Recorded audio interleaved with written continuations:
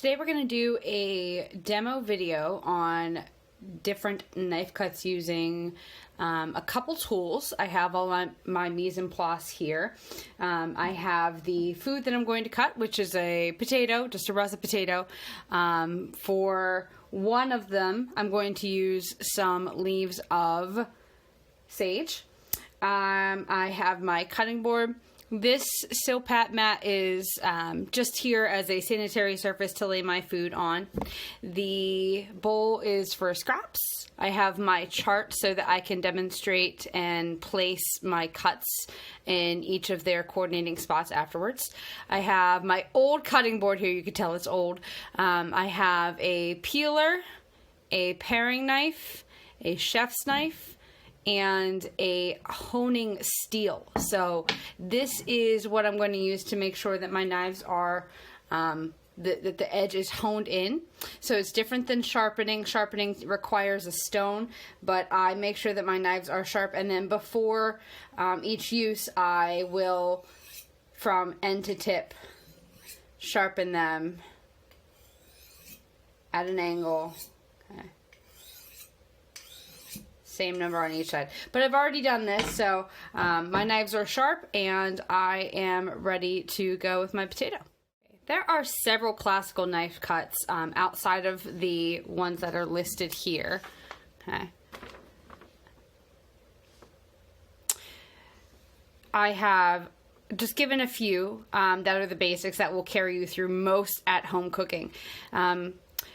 You can see below here that I have cube listed, but that can count for large and medium dice, and then I'm counting dice as small dice. Each of these cuts is going to come from one potato, so I'm going to make this happen. And in order to do that, I'm going to actually divide my potato in half. I'm going to show you how to take off the skin first using a paring knife and using a peeler. So my potato is washed, my hands are washed. I'm going to turn the potato and cut it in half. Okay.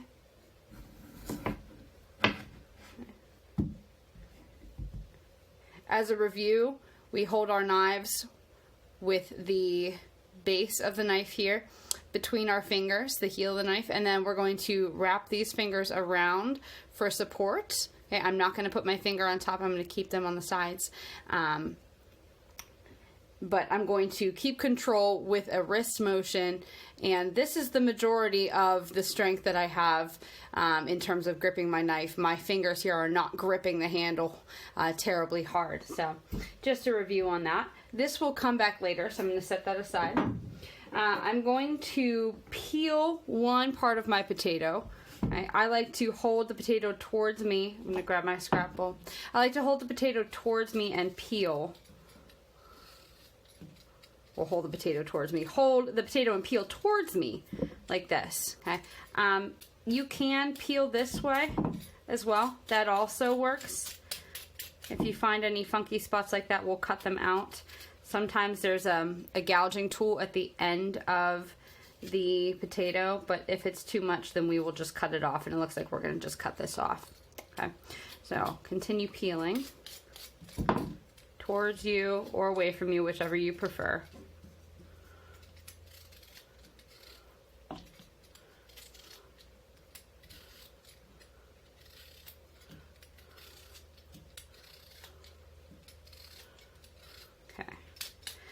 I suppose peeling away is good. Paring towards yourself is even better. So let's get that knife back out and chop off this funky looking end. We don't need that. Okay. And then I've got a little bit here that I'm going to take out just with the end of my peeler. Okay. So one part is peeled. Now I'm done with my peeler. Okay. I'm always going to keep my board clear of things that I don't need. My paring knife now is going to be the second tool that I use to take off the outer part of the potato. And this is whenever I absolutely want to peel towards myself. This is something that you will have to get comfortable doing with practice. It might make you nervous to pull a blade towards you, and if so, then feel free to use a peeler. It works just as well. But this is something that Some people prefer once they get comfortable, and it's good for small tasks. So getting used to using a small knife for small tasks is good. Okay. You can see that I'm not trying to take much of the potato off. I'm using my thumb for leverage at the base of the potato. Okay. You can start making small incisions and take small cuts, but as you get more comfortable, you will be able to actually take long, okay, or longer slices of the potato off. Okay. This does give you some control. The drawback to using this method, if you're not comfortable, is that you might take off a lot of the flesh of the food that you are peeling, be it an apple or potato. So you don't want to take away from the product. You want to keep as much of the product intact as possible. But I like this because then I can kind of choke up and use the very tip of the knife to take off something. Okay. So I have some control here. All right. So again, hand wrapped around my knife, okay, kind of similarly, but I'm going to use the hand here to push, and I'm using my thumb to pull. So it's going to be this type of action. Okay. So now I'm done with those. I'm going to clear my board, get rid of my peels. They're all done, but I'll keep my scrap bin close by just in case. All right. So I'm going to take the piece that I started to cut into already, because I think it's going to be perfect for the first cut, which is going to be slices. Slices are what you see if you think of potato chips or apple slices, which is different from wedges, which we're going to do next.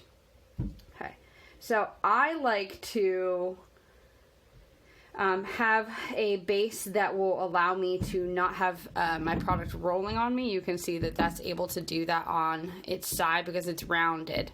Now we can cut this in half.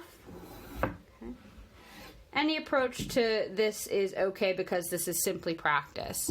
But I want to always leave myself with enough later to work with for the other cuts.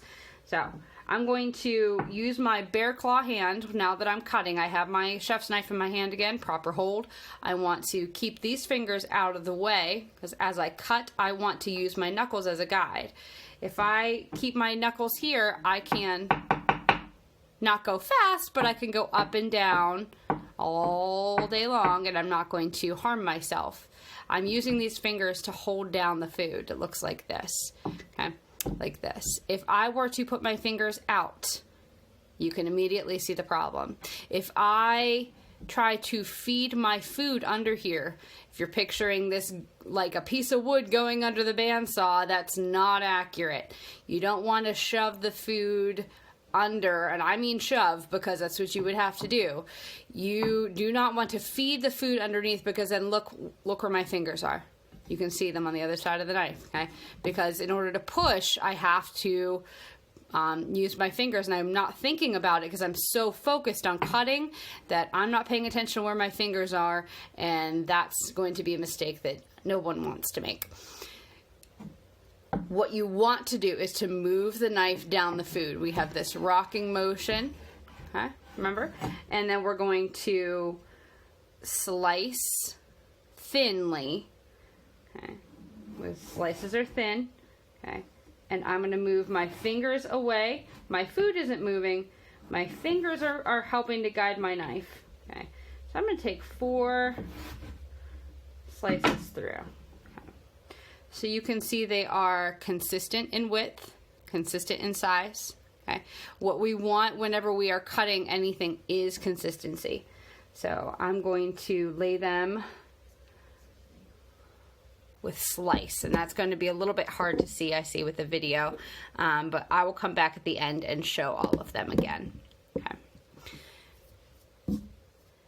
Now I want to create some wedges. Now a wedge, I'll take this larger piece, okay, and I can even, if I really don't like that funky end like there, I can get rid of it. a wedge is going to be what you think of whenever you see an apple slice. So something that is V-shaped. Okay. So I'm going to cut into my potato here with a plan. If I just start cutting and then I decide that I wanted it to be different, that's too late. So I need to visualize where my cuts are going to go. Okay, and since I want 4, you can imagine dividing this into fourths so that I have, okay, I'm trying to show you different placements for my knife to get my wedges. So 4 wedges. So if you can imagine, 1, 2, 3 cuts is going to give me 4 slices. So I'm going to cut at an angle and down towards the center here. Okay. I'm going to cut across. I'm going to cut straight down, and then I can turn my food to work with me. I don't need to manipulate my knife. I should make the food work for me. And then I'm going to do one more cut at the same angle as that first one. Okay. And now I have 4 very large but accurately shaped wedges. So this last one here ended up a little bit flat, so I could go back and fix that one up if I were very particular. Okay, and now I've got the triangular shape. So 4 wedges going in place. Okay, those are very large. If I wanted to cut one into a smaller wedge and then use that one piece for something else on my board, I could do that. Okay. The last cut for this half of the potato is going to be chop, because I have a small piece, and chopping is just a rough cut. So we don't have any specific technique in terms of the cut, but we always follow the same procedures with the knife hand and with the food holding hand. So I'm going to just cut into my potato, and I'm going to stack the pieces that I have here. If you are not feeling comfortable, do not stack the food. It can slide around a little bit if you don't have a good hold on it. So always take precautions and take steps as you grow with your comfortability using a knife. So I'm going to just kind of roughly cut so that, and again, I'll move my food so that it works for me. It's laying flat on the surface, it's not rolling anywhere, and cut through. So you can see that I now have some very non-specific shapes in my hand, okay, but they are the same size. So consistency is the name of the game, because if I'm boiling these or roasting them, I want them to be similar. So I'm going to lay these down, so now I have my chopped. All right. On to the other half of my potato to give myself minced, cubed, diced julienne. I promise I'll show this at the end. And then the chiffonade is going to be with the sage. Right. So let's start with the biggest cut first, because that makes the most sense. Okay. What I need to do with this potato now is to do what's called squaring it off. Okay. So I'm going to observe the shape of the potato, figure out how to make this into a blocked off rectangle, if you will. Okay? Because I know it's going to be a rectangle because I want to take the natural size of the potato and utilize that. And I want to take off only as little product as I can, so as to not create waste, and still achieve flat sides and evenly spaced width, height, sides, all of that. So I'm going to stand over my potato. I'm always standing over my food, and I'm going to cut straight down. Okay.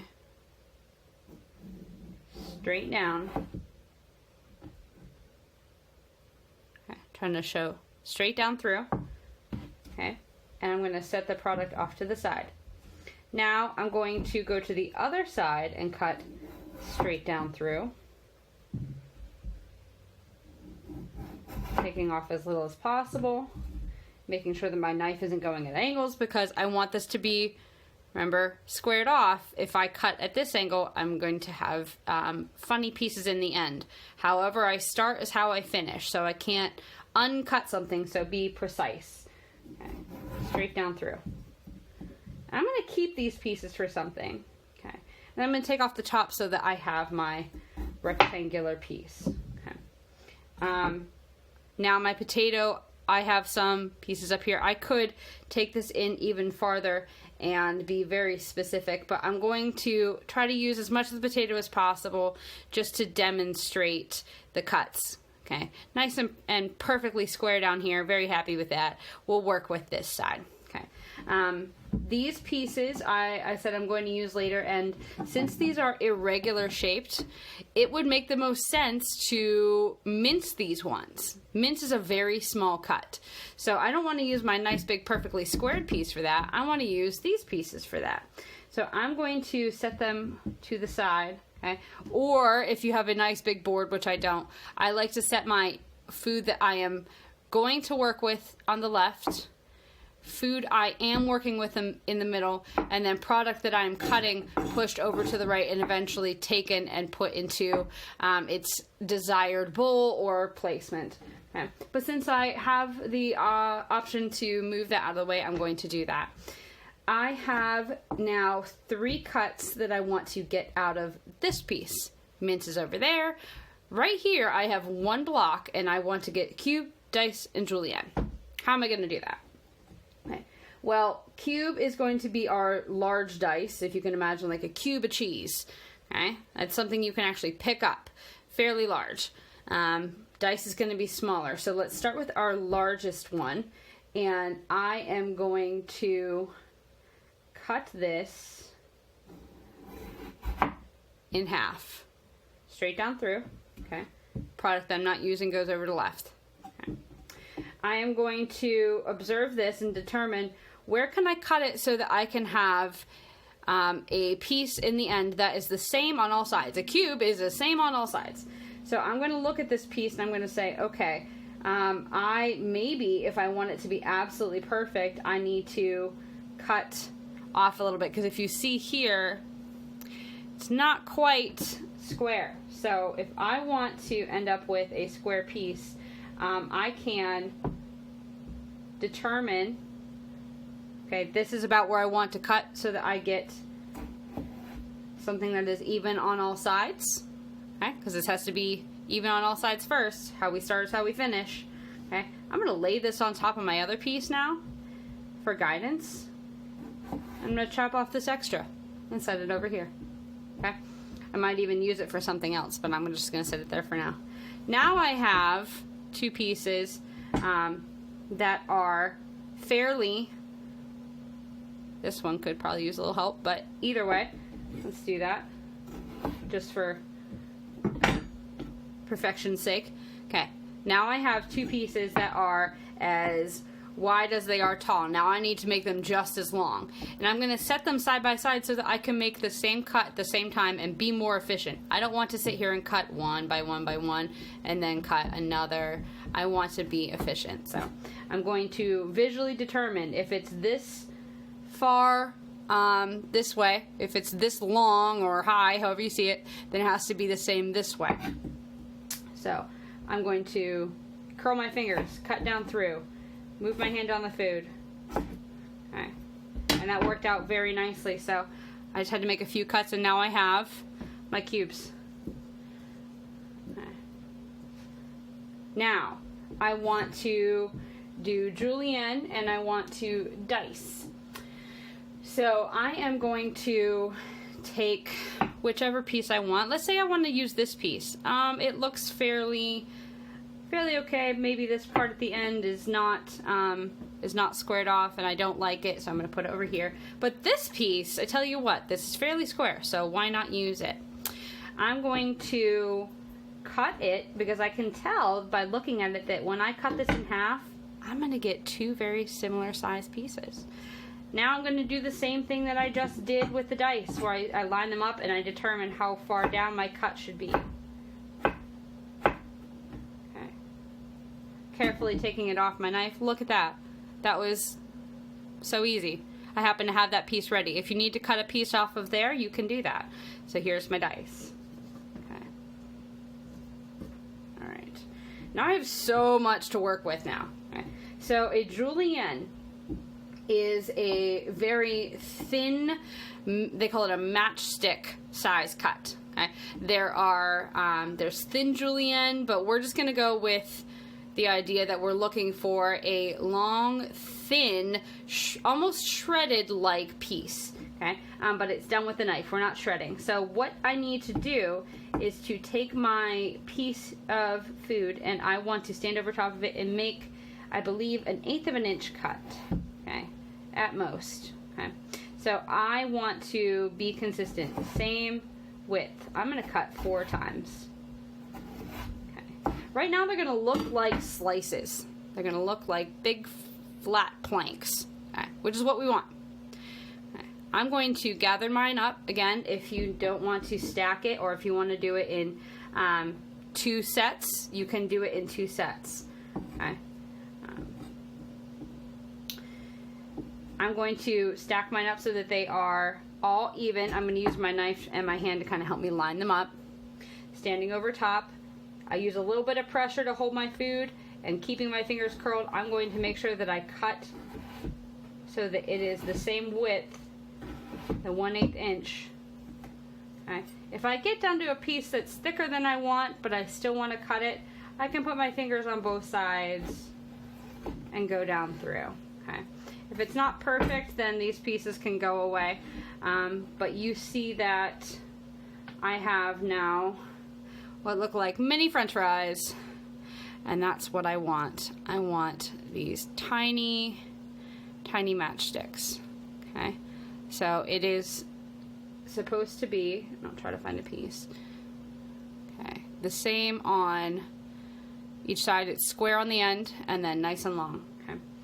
As a bonus, I'm going to use these. I say bonus because it's not a cut on here, but there's something called brunoise, and brunoise is whenever you take the julienne and then you cut this into what would be like ultra mini cubes or dice, but we call it brunoise because the French named it that, and that's the way it is. So I can cut. I don't have to lift my knife up now because my food is very small, so my knife is not going to leave the board. I'm going to cut down through. Again, moving my hand as I go. Okay.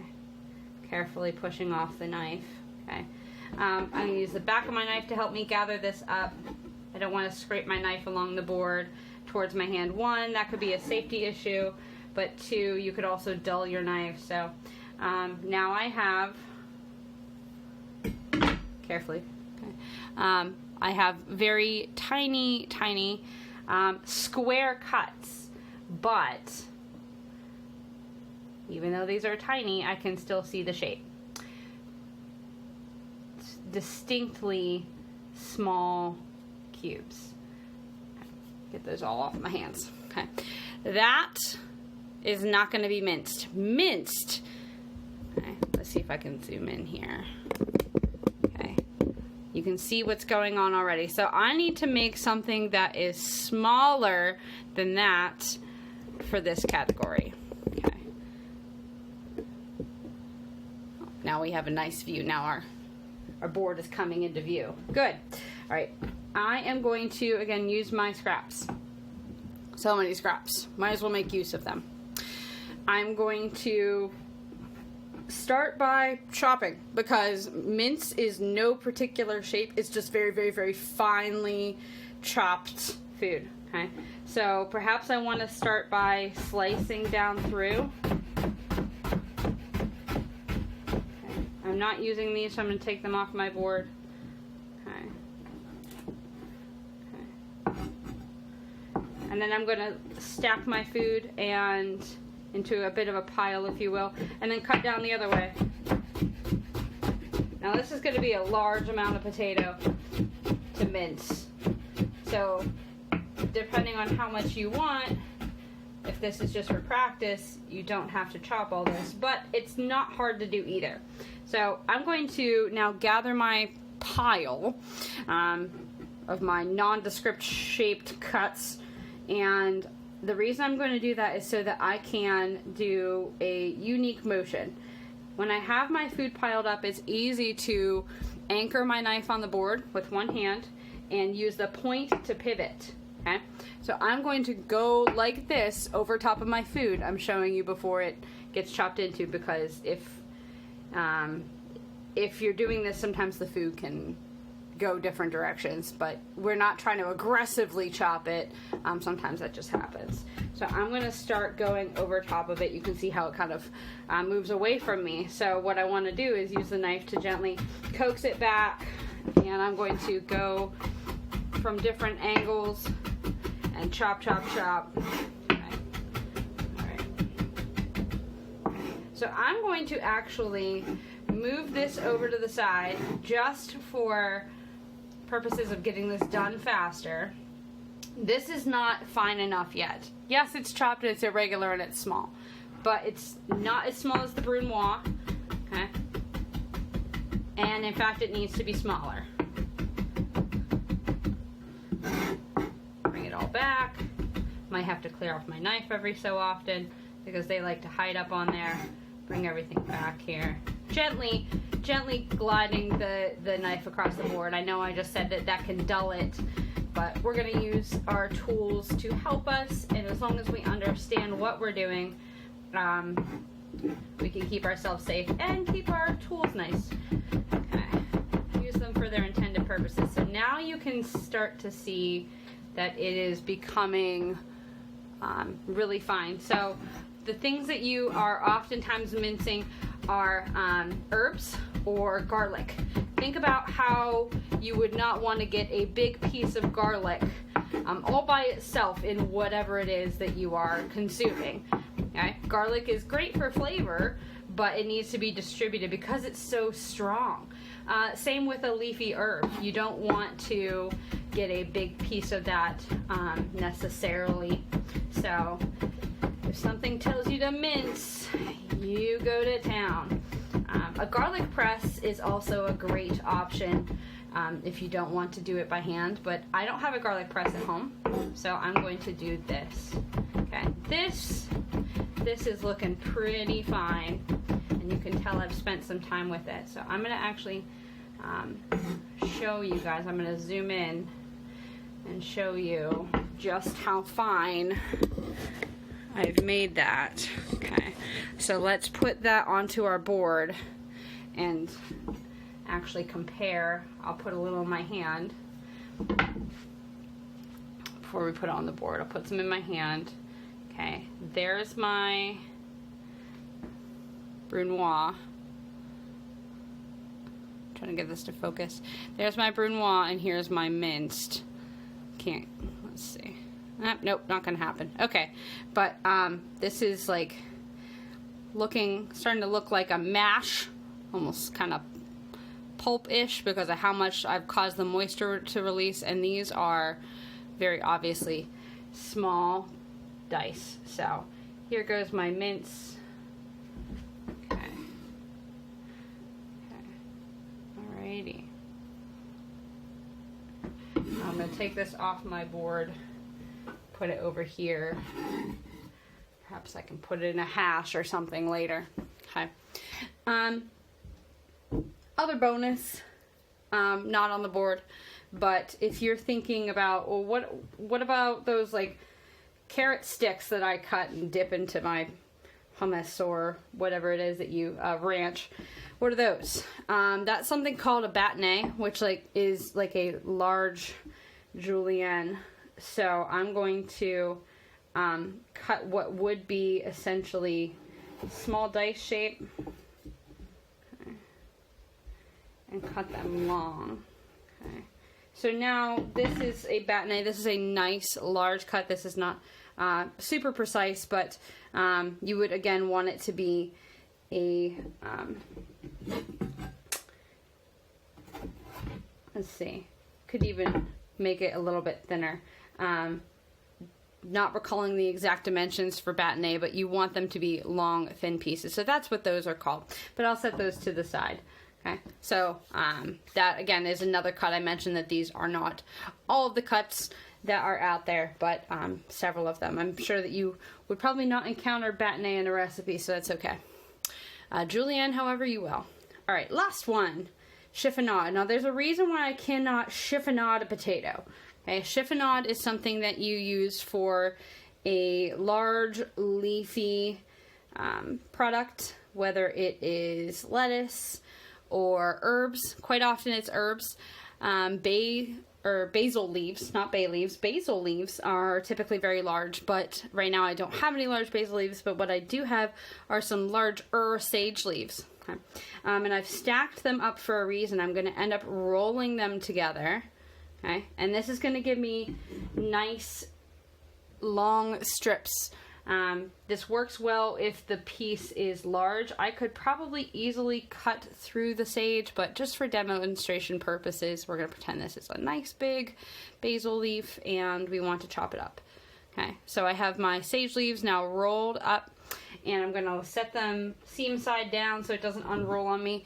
And I'm going to start to very thinly, patiently, again, speed is not the name of the game, precision is the name of the game. So I'm going to slice down through, and you can see I'm ending up with really fine shreds, shred-like cuts, okay? Moving my fingers out of the way as I need, okay? And now I have this nice fluffy pile of chiffonaded sage. Okay. And those are my knife cuts. So, okay. So again, how you begin is how you will finish. You should begin with a plan. You should begin with a nice, evenly prepared and squared off potato if you're going for squared off pieces at the end. Okay? I encourage you to take time and practice. This takes practice. And sometimes just putting your knife to food, even just to chop it, will get you comfortable. Because you got to be comfortable with this before you worry about all of this. But this will come in time and with good practice. So good luck.